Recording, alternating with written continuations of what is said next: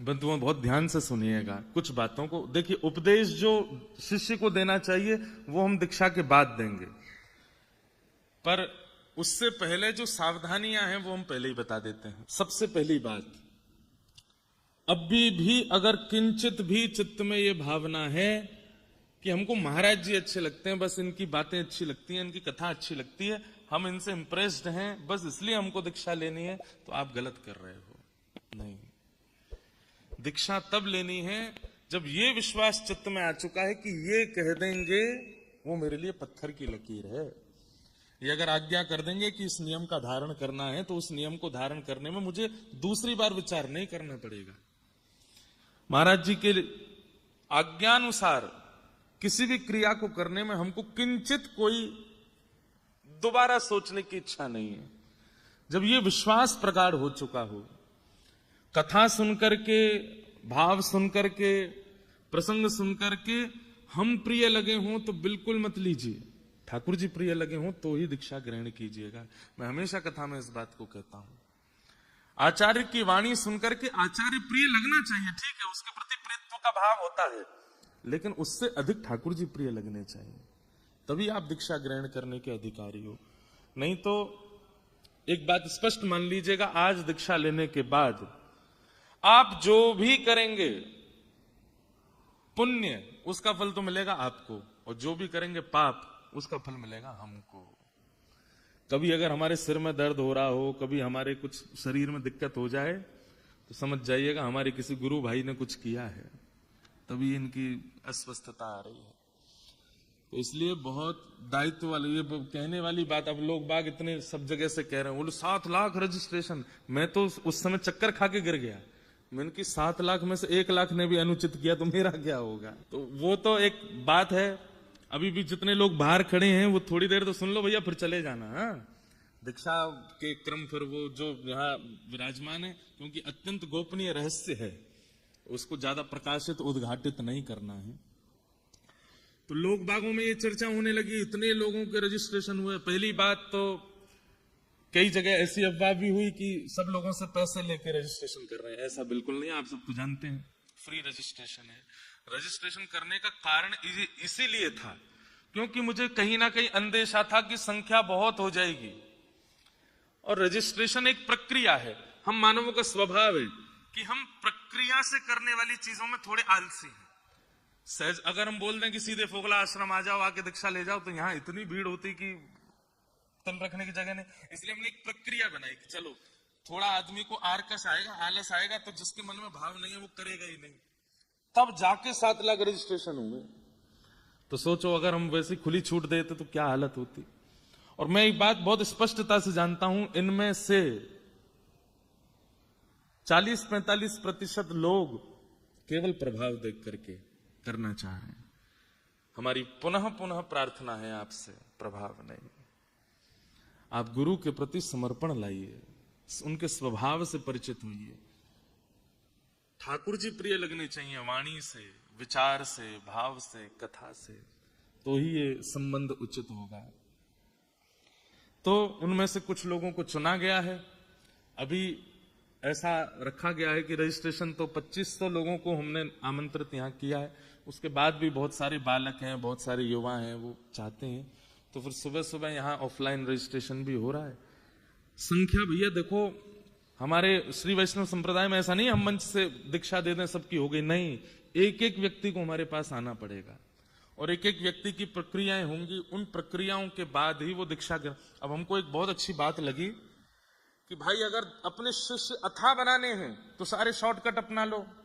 गुरु मंत्र माइक पे बोल देना, शंख चक्र सबको ऐसे ही 5-10 शंख चक्रों की मुद्रा बनवा दो, शिष्य सबसे कह दो एक एक के जाके कंधे पे लगा दो। अगर बहुत संख्या में सबको दीक्षा देनी है तो फिर हम 5000 लोगों को भी दीक्षा 1 घंटे में दे सकते हैं। लेकिन एक बात बहुत जरूरी है कि हमको तो दीक्षा आप जीवन भर देनी है, आपकी तो एक ही बार होगी। आपकी वो जो एक बार होने वाली है उसमें शॉर्टकट नहीं है। उसमें शॉर्टकट नहीं चलेगा कि भाई माइक से बोल दिया, सबको शंख चक्र दे दिए और वहीं बैठ करके ले लो, हो गया काम, सब चलते बनो। ऐसे संख्या बढ़ाने वाली बात आ जाए तो महाराज हम एक दिन में 1 लाख लोगों को दीक्षा दे देंगे, लेकिन संख्या नहीं बढ़ानी है। मेरे लिए तो जीवन पड़ा है दीक्षा देने के लिए, आपके लिए तो एक ही बार का क्रम है ना, तो वो विधि से हो, विधान से हो, नियम से हो। अब तक हम आपके महाराज जी थे, अब तक हम आपके जो भी थे, अब हमारा आपसे संबंध हो गया, हम आपके हो जाएंगे, आप हमारे हो जाओगे। तो आज के बाद आप और हम अलग नहीं है। इसलिए ये पूरी, भाई किसी से विवाह करना हो, ठीक है, आजकल शॉर्टकट चला है कि जो प्रिय लगता है उसके संग रहने लगो, उसके संग आनंद करो, लिविंग रिलेशनशिप में चले जाओ, पर उसको प्रमाणित विवाह तो नहीं माना जाता। प्रमाणित विवाह तो माता पिता की आज्ञा होगी, होम यज्ञ होगा, ब्राह्मणों के सन्मुख होगा, उसमें फेरे होंगे, देवताओं का आह्वान होगा, अग्नि सब संस्कार आदि सब होते हैं, पाणी ग्रहण संस्कार, तभी विवाह संपन्न माना, तभी वो पति पत्नी कहलाते हैं एक दूसरे के। ठीक वैसे ही इस संबंध में आप हमारे, अच्छा एक और बात, हम अपना शिष्य नहीं बना रहे हैं, हम अपने आचार्य परंपरा का शिष्य बना रहे हैं। हमारे मुख्य आचार्य कौन है? श्री रामानुजाचार्य जी महाराज, उनकी परंपरा में आपको दीक्षा दे रहे हैं। तो आपके मुख्य गुरु कौन है? रामानुजाचार्य जी। हम माध्यम बन रहे हैं, इसलिए रामानुजाचार्य जी प्रत्यक्ष रूप में नहीं है, इसलिए जिन्होंने हमें शंख चक्र प्रदान किए, तिलक प्रदान किया, वही हमारे लिए रामानुजाचार्य हैं, हम उनको प्रणाम कर रहे हैं। उस भाव से आप हमको देख सकते हैं। तो ये पूरा शिष्य परंपरा क्रम चलेगा। बंधुओं, कुछ विशेष जानकारी में लिख के लाया कि आप सबको पता होनी चाहिए। बाकी विशेष रामानुज परंपरा पर जो प्रवचन है, हमने आज तक अपने मंचों से सब परंपराओं की चर्चाएं की हैं, सबसे कम चर्चा अपनी परंपरा की है। अभी ये परंपरा की चर्चा केवल आप लोगों से होगी और किसी से नहीं होगी। अभी यहां पर हम केवल सूक्ष्म उपदेश दे रहे हैं, बाकी मूल परंपरा का आधार क्या है वो हम आपको गुप्त रूप से बताते रहा करेंगे। उसको जितना हो सके गोपनीय रखिएगा। मीराबाई कृष्ण की प्रिय थी, मीराबाई कृष्ण की दासी थी, मीराबाई कृष्ण की प्रियतमा बनना चाहती थी, पर उनकी जिह्वा पर नित्य नाम राम का रहता था। मीराबाई का गुरु मंत्र राम था, राम राम राम राम। मीराबाई राम राम जपती थी और ठाकुर जी को बसती थी। तो इसलिए ये गोपनीयता है। तो जो परंपरा के उपदेश होंगे वो बड़े अत्यंत गोपनीय हैं, वो आपको चित्त में धारण करके रखने हैं, सबसे शेयर नहीं करने हैं। दुनिया भर के अपने क्रमों की रील बनाइए, फोटो खींचिए, सब कीजिए, लेकिन इस गुरु परंपरा में आप कुछ मत कीजिएगा। इसको जितना हो सके गोपनीय रखिएगा, सबसे इसको शेयर मत कीजिएगा। हमारे हिंदू वैदिक परंपरा में, सनातन परंपरा में 4 परंपराएं हैं जिनसे दीक्षा लेने के लिए आज्ञा की गई है। कौन कौन सी? श्री, ब्रह्म, रुद्र और सनकादि। कितनी है? श्री, ब्रह्म, रुद्र और सनकादि। ये 4 परंपरा हैं। इन्हीं 4 परंपराओं में ही दीक्षा होती है। हमारी जो परंपरा है उसका नाम है श्री परंपरा। आज के बाद जब आप दीक्षा ग्रहण कर लेंगे तो आप श्री वैष्णव कहलाएंगे। कौन कहलाएंगे? श्री वैष्णव। कभी कोई पूछे कि आप किस परंपरा से हैं, तो पहली बात तो आपका स्वरूप बता देना चाहिए कि आप किस परंपरा से हैं। फिर भी सामने वाला नहीं जानता, पूछे कि आपकी परंपरा क्या है, तो उनको कहना हमारी श्री परंपरा है। और श्री को कई लोग नहीं जानते। दक्षिण भारत में श्री परंपरा से आप सब समझ जाते हैं कि ये श्री परंपरा के हैं, परंतु अगर उत्तर भारत में कोई श्री परंपरा, तो कहना है श्री रामानुज संप्रदाय। कौन सी संप्रदाय? श्री परंपरा में, हमारी परंपरा में आचार्य स्वरूप शेषावतार श्री शेषनाग भगवान ही रामानुजाचार्य जी के रूप में आए, और उन्हीं की परंपरा से इस पूरी परंपरा का नाम रामानुज परंपरा हुआ, नहीं तो ये श्री परंपरा है। ठीक है। तो जो 4 संप्रदाय हैं, श्री, ब्रह्म, रुद्र और सनकादि, उनमें श्री संप्रदाय में विशेष रूप से 2 परंपराएं हैं। एक रामानुज परंपरा, एक रामानंद परंपरा। हमारे पूज्य श्री मलुक पीठ वाले महाराज जी, वो रामानंदी परंपरा है, ये रामानुजी परंपरा है। हमारे परम पूजनीय श्री अयोध्या धाम वाले पूज्य श्री राघवाचार्य जी महाराज, ये रामानुज परंपरा में है। हमारा वृंदावन का श्री रंग मंदिर, रंगनाथ मंदिर, ये हमारी परंपरा का। इसलिए आज के बाद आप लोगों का नियम रहेगा कि आप वृंदावन आइए, सब जगह जाइए, लेकिन यहां से निकलने से पूर्व आपको श्री रंग मंदिर जरूर जाना है, रंगनाथ भगवान का दर्शन करना है। वो आपके आचार्य हैं, वो आपकी परंपरा के इष्ट हैं। आज से आपके इष्ट रंगनाथ भगवान हैं, उनको प्रणाम करके जाना है। उसका विस्तार में और बताऊंगा कहां कहां हमारे इष्ट हैं। तो श्री परंपरा में रामानुज और रामानंद परंपरा विशेष रूप से है। दूसरी परंपरा है ब्रह्म परंपरा। ब्रह्म परंपरा में माध्व परंपरा है, जिनमें हमारे गौड़िया वैष्णवाचार्य होते हैं। तो माध्व परंपरा दक्षिण में है, उन्हीं की शाखा गौड़िया वैष्णव परंपरा हुई, जहां हरे कृष्ण महामंत्र की ज्यादा प्रधानता है। तो ये माध्व परंपरा है। श्री ब्रह्म और तीसरे आए रुद्र। रुद्र परंपरा में ही आगे चलकर के विष्णु स्वामी परंपरा, और यही विष्णु स्वामी परंपरा ही श्री वल्लभ कुल, जहां के हमारे श्रीनाथ जी हैं, जहां हमारे वल्लभाचार्य जी महाराज, श्री गोसाई विठलनाथ जी महाराज, अष्ट सखा सूरदास, कुमनदास, रैदास, ये सब इन्हीं के शिष्य परंपरा में आए। तो वल्लभ कुल जो है ये रुद्र परंपरा के अंतर्गत है। और फिर हमारी चौथी परंपरा आती है सनकादि। सनकादि परंपरा में ही निम्बार्क संप्रदाय, और निम्बार्क संप्रदाय की ही शाखा आगे चल करके हमारे वृंदावन में हरिदासी, जो हरिदास परंपरा है, ये कहां से प्रारंभ हुई? ये निम्बार्क परंपरा से ही प्रारंभ हुई। तो ये चार परंपरा हैं, श्री, ब्रह्म, रुद्र और सनकादि। हमारी परंपरा कौन सी है? श्री। अब ये याद रहेगी चीज। दूसरी बात, कई बार आपके मित्र गौड़िया हैं, आपके मित्र रामानंदी हैं, आपके मित्र किसी अन्य परंपरा में हैं, तो कई मतों में आपके में और उनके में भेद होगा।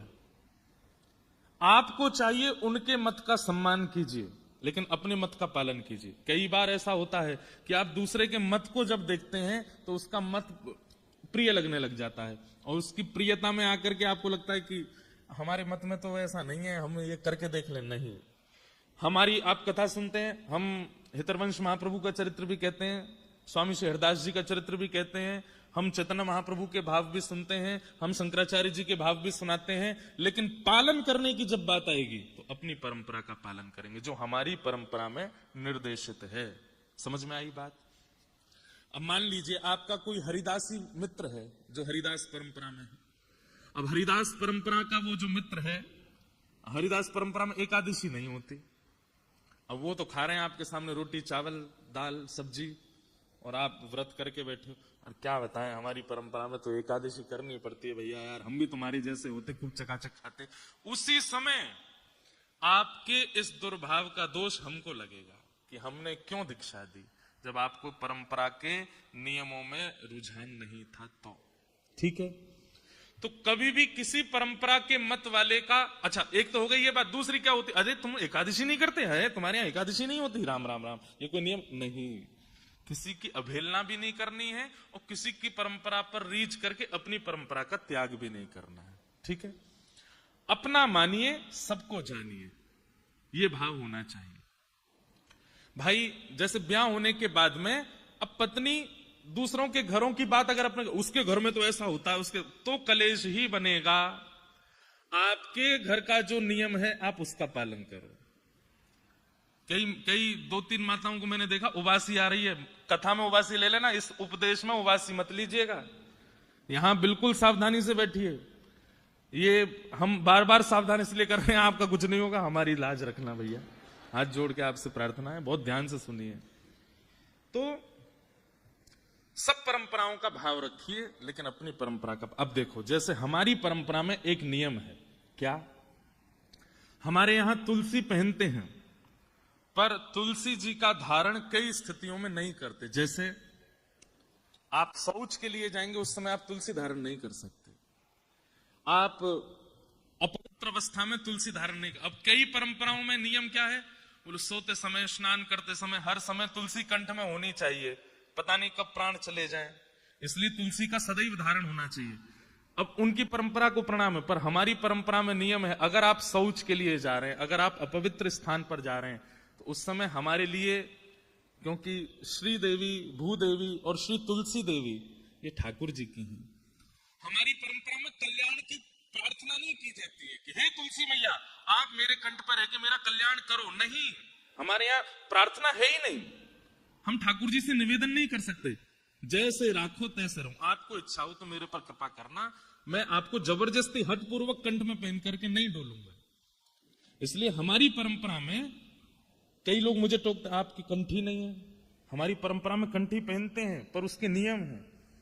इसलिए अब इस परंपरा को आपको फिर इसका सम्मान करना पड़ेगा कि भाई श्री वैष्णव परंपरा में अगर ये नियम आचार्यों ने बताया है तो आचार्यों की बात हमको माननी पड़ेगी। आप एकादशी नहीं करते, हमारे यहाँ तुलसी धारण हर स्थिति में नहीं करते। आप तुलसी पहनेंगे, लेकिन जब आप अपवित्र अवस्था या अपवित्र स्थान पर या किसी भी ऐसे भाव में है, उस समय आपको अनोसर करना पड़ेगा। अगर आप हमेशा तुलसी धारण करते हैं तो फिर आपको हमेशा शुद्धि का ध्यान रखना पड़ेगा पड़ेगा पड़ेगा। ठीक है, तो कंठी गले में धारण करके अगर रहते हैं तो फिर आपको बहुत पवित्रता का ध्यान रखना पड़ेगा, तो अनिवार्य है। तो ऐसे ऐसे हमारे भाव हैं।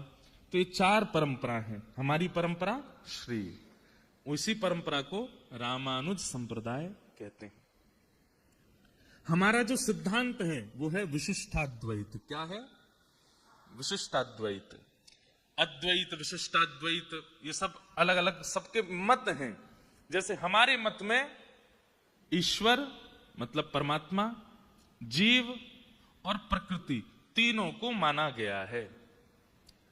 लेकिन शंकर संप्रदाय में हमारे शंकराचार्य जी महाराज कहते हैं कि नहीं, ये प्रकृति आदि सब मिथ्या है, केवल एक है।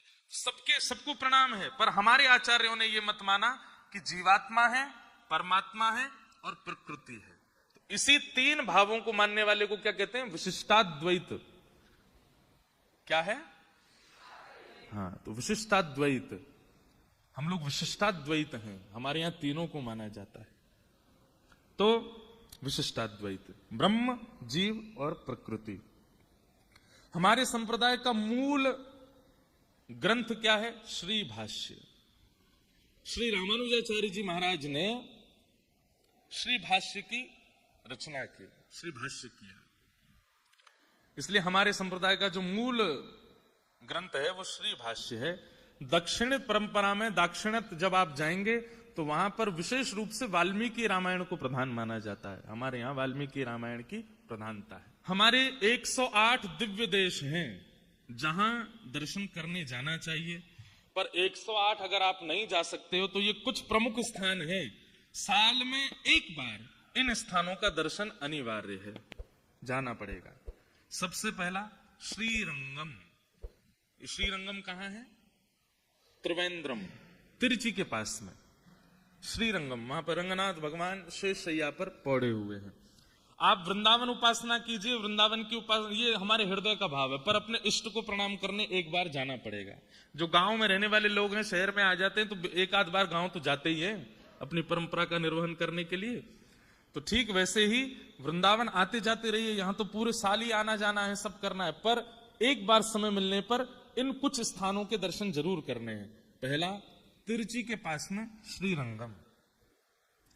दूसरा तिरुपति में विराजमान श्री वेंकटेश भगवान, तिरुपति बालाजी।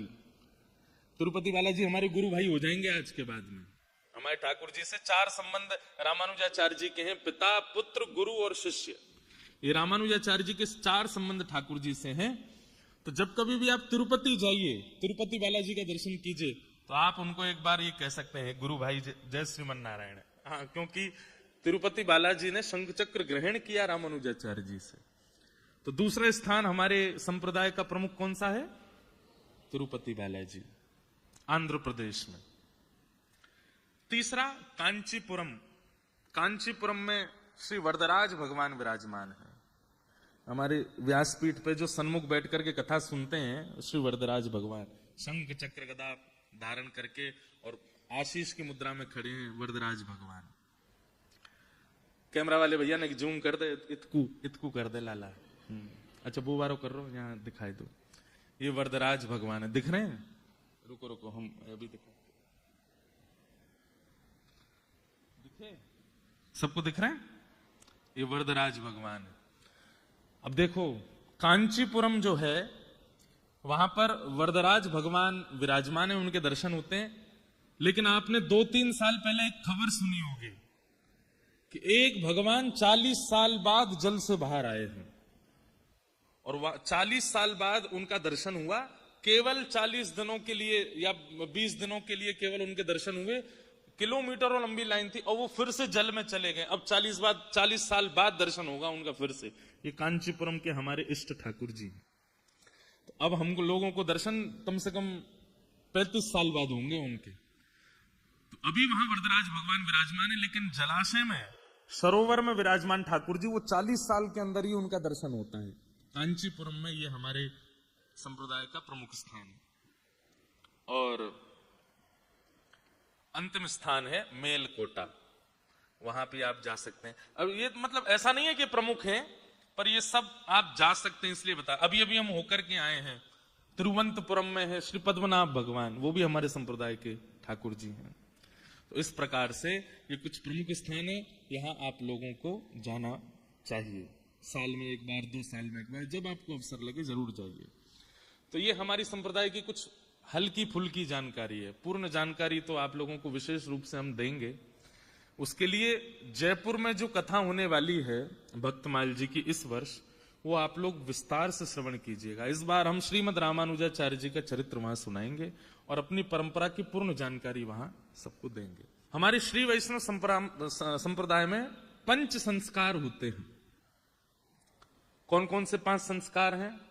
सबसे पहला तप्त, दूसरा पुंड्र, तीसरा नाम, चौथा मंत्र और 5वां याग। ये 5 संस्कार सबके होंगे, जितने विराजमान हैं, चाहे वो माताएं, बहनें हैं, भाई लोग हैं, सबके।